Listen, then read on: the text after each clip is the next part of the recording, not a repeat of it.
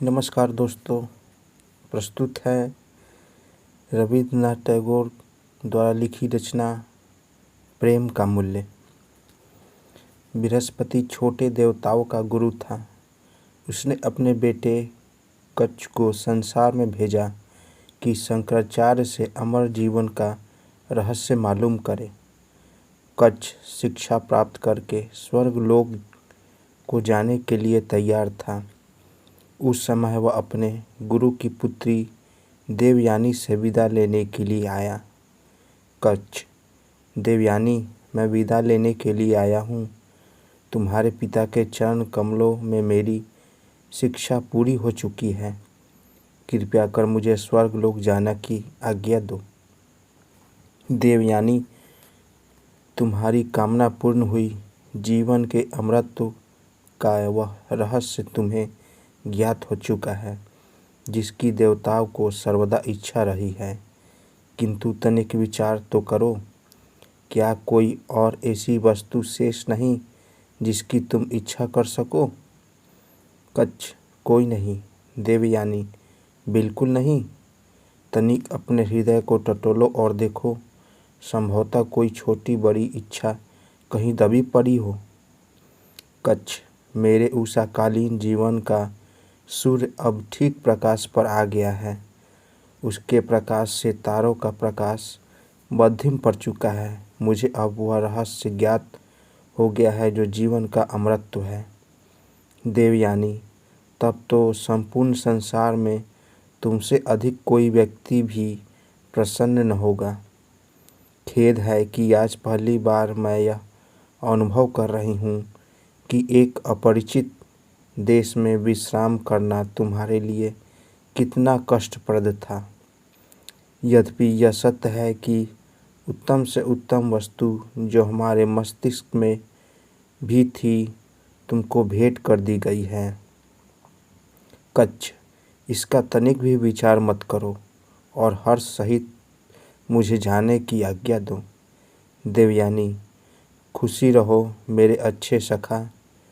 तुम्हें प्रसन्न होना चाहिए कि यह तुम्हारा स्वर्ग नहीं है। इस मृत्युलोक में जहाँ तृष्णा से कंठ में कांटे पड़ जाते हैं, हंसना और मुस्कुराना कोई ठिठोली नहीं।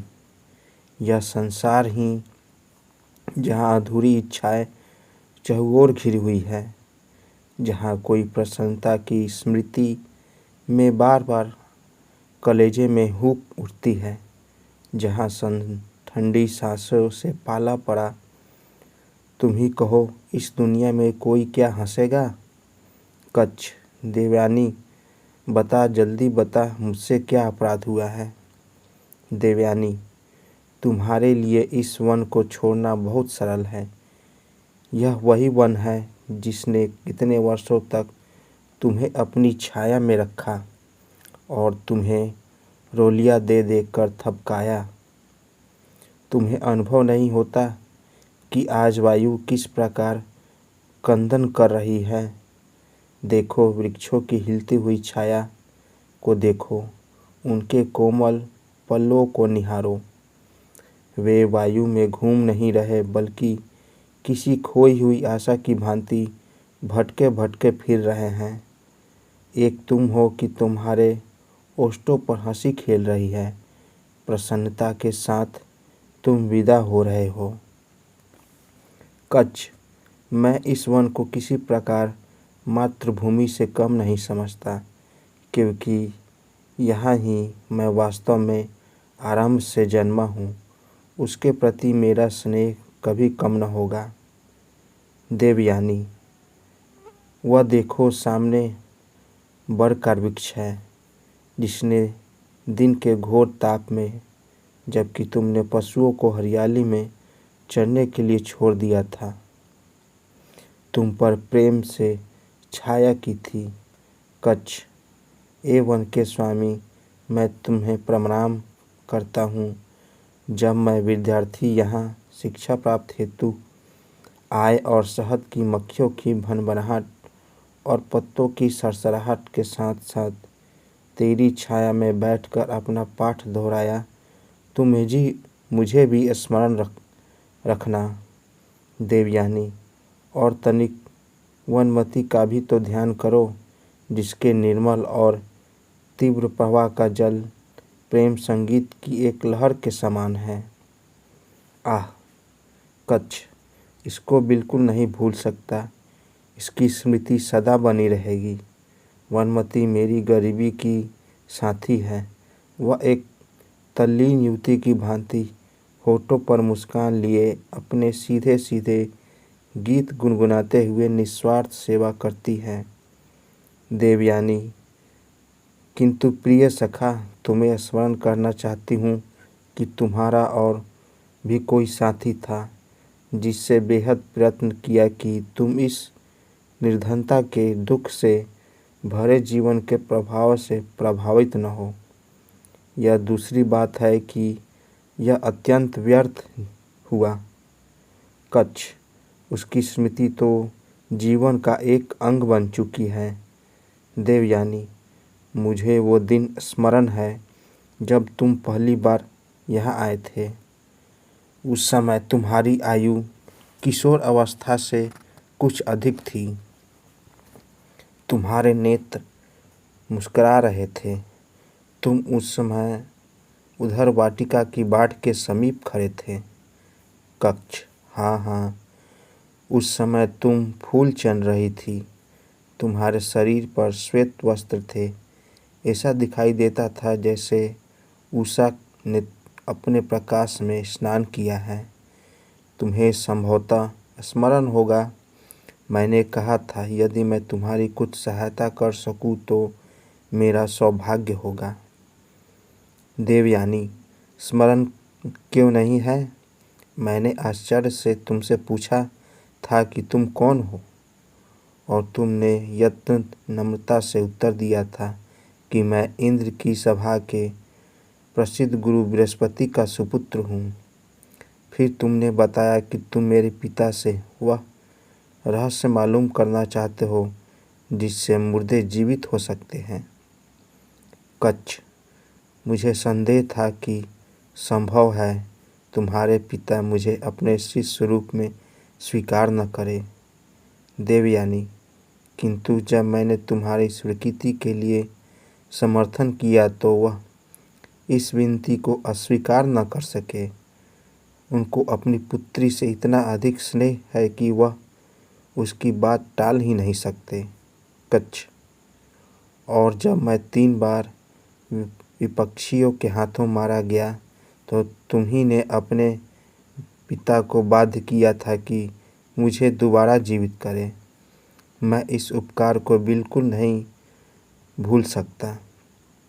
देवयानी, उपकार? यदि तुम उसको विस्मृत कर दोगे तो तुम्हें बिल्कुल दुख न होगा। क्या तुम्हारी स्मृति केवल लाभ पर ही दृष्टि रखती है? यदि यही बात है तो उसका विस्तृत हो जाना ही अच्छा है। प्रतिदिन पाठ के पश्चात संध्या के अंधेरे और शून्यता में यदि साधारण हर्ष और प्रसन्नता की लहरें तुम्हारे सिर पर बीती हो तो उसको स्मरण रखो। उपकार को स्मरण रखने से क्या लाभ? यदि कभी तुम्हारे पास से कोई गुजरा हो, उसके गीत का चुभता हुआ टुकड़ा तुम्हारे पाठ में उलझ गया हो, या जिसके वायु में लहराते हुए आंचल ने तुम्हारा ध्यान को पाठ से हटाकर अपनी ओर आकर्षित कर लिया हो, अपने अवकाश के समय में कभी उसको अवश्य स्मरण कर लेना। परंतु केवल यही, कुछ और नहीं। सौंदर्य और प्रेम का याद न आना ही अच्छा है। कच्छ, बहुत सी वस्तुएं हैं जो शब्दों द्वारा प्रकट नहीं हो सकती। देवयानी, हाँ हाँ, मैं जानती हूँ।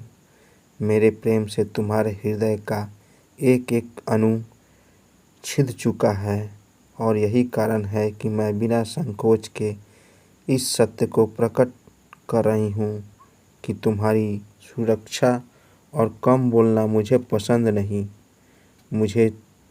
मुझसे अलग होना अच्छा नहीं। यही विश्राम करो।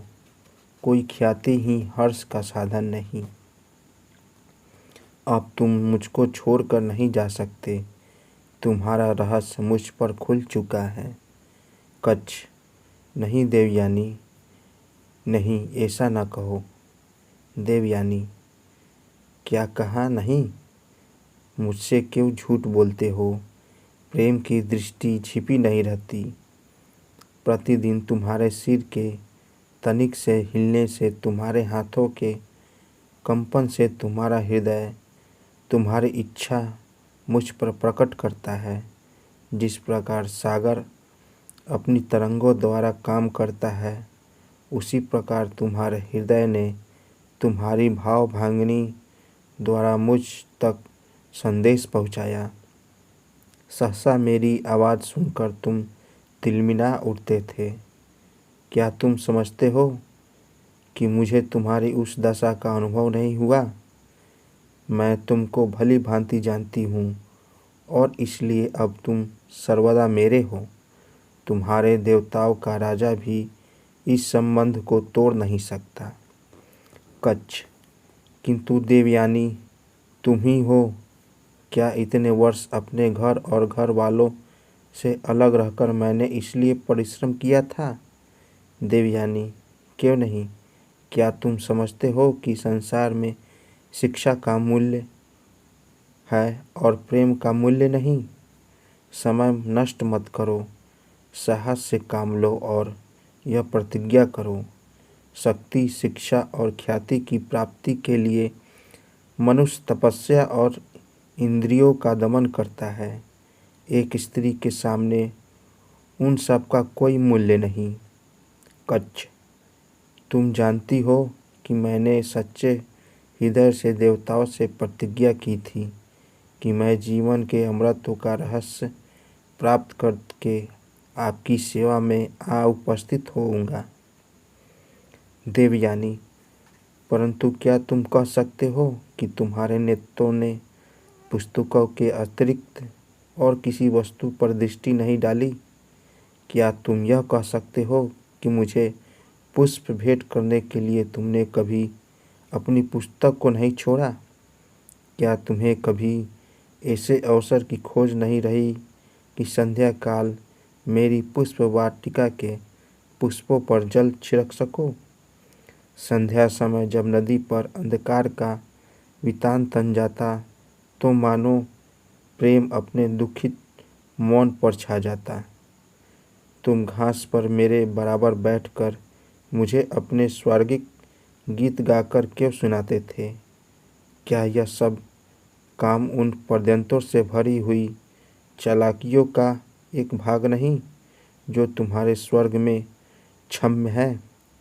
क्या इन कृतिक युवतियों से तुम्हें मेरे पिता को अपना न बनाना चाहा था और अब विदाई के समय धन्यवाद के कुछ मूल्यहीन सिक्के उस सेविका की ओर फेंकते हो जो तुम्हारे छल से छली जा चुकी है?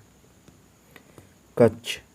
अभिमानी स्त्री, वास्तविकता को मालूम करने से क्या लाभ? यह मेरा भ्रम था कि मैंने एक विशेष भावना के वश तेरी सेवा की और मुझे उसका दंड मिल गया। किंतु अभी वह समय नहीं आया कि मैं इस प्रश्न का उत्तर दूं। मेरा प्रेम सत्य था या नहीं, क्योंकि मुझे अपने जीवन का उद्देश्य दिखाई दे रहा था। जब चाहे तो मेरे हृदय से अग्नि की चिंगारियां निकल निकल कर संपूर्ण वायुमंडल को आच्छादित कर ले। मैं भली भांति जानता हूँ कि स्वर्ग अब मेरे लिए स्वर्ग नहीं रहा। देवताओं की सेवा में यह रहस्य तुरंत ही पहुँचाना मेरा कर्तव्य है, जिसको मैंने कठिन परिश्रम के पश्चात प्राप्त किया है। इससे पहले मुझे व्यक्तिगत प्रसन्नता की प्राप्ति का ध्यान तनिक भी नहीं था। क्षमा कर देवयानी, मुझे क्षमा कर, सच्चे हृदय से क्षमा कर। इस बात को सत्य जाना कि मुझे आघात पहुंचाकर मैंने अपनी कठिनाइयों को दुगना कर लिया है। देवयानी, क्षमा, तुमने मेरी नारी हृदय को पाषाण की भांति कठोर कर दिया है और वह ज्वालामुखी की भांति क्रोध में भभक रहा है। तुम अपने काम पर वापस जा सकते हो, किंतु मेरे लिए शेष क्या रहा? केवल स्मृति का एक कंटीला बिछौना और छिपी हुई लज्जा जो सर्वदा मेरे प्रेम का उपहास करेगी। तुम एक पथिक के रूप में यहाँ आए धूप से बचने के लिए। मेरे वृक्षों की छाया में आश्रय लिया और अपना समय बिताया। तुमने मेरे उद्यान के संपूर्ण पुष्प तोड़कर एक माला गूंथी और जब चलने का समय आया तो तुमने धागा तोड़ दिया, पुष्पों को धूल में मिला दिया। मैं अपने दुखित हृदय से साप देती हूँ कि जो शिक्षा तुमने प्राप्त की है वह सब तुम्हें विस्मृत हो जाए। दूसरे व्यक्ति तुम्हारे से यह शिक्षा प्राप्त करेंगे, किंतु जिस प्रकार तारे रात में अंधियारी से संबंध स्थापित नहीं कर पाते बल्कि अलग रहते हैं, उसी प्रकार तुम्हारी यह विद्या भी तुम्हारे जीवन से अलग रहेगी।